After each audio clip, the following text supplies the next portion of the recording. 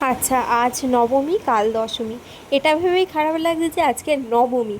এই ষষ্ঠী আসবে, পঞ্চমী এসে গেছে। এটা একটা আলাদাই এক্সাইটমেন্ট ছিল। আবার বাঙালিরাই এটাই মানে কষ্টটা বুঝতে পারবে যে আবার ৩৬৫ দিনের অপেক্ষা যে কবেই তিথিটা আসবে। সত্যি কথা বলতে মানে আমাদের যত মানুষের যতই কষ্ট থাক, মনে যতই দুঃখ থাক, যে যতই দরিদ্র হোক ধনী হোক, কারুর এইসব কোনো জ্ঞানই গায়ে থাকে না এই 5টা দিন: ষষ্ঠী, সপ্তমী, অষ্টমী, নবমী, দশমী।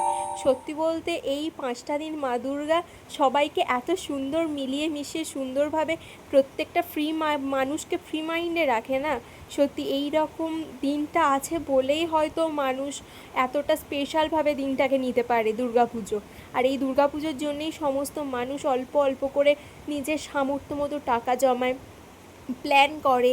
তো সত্যি আজকের মনটার মধ্যে ঠাকুরগুলো দেখছি আর ভাবছি এই আজকের দিনটা থাকবে, কালকের দিনটার ওই 12টা 1টা অবধি থাকবে, তারপর মা দুর্গা আবার নিজের জায়গায় চলে যাবে।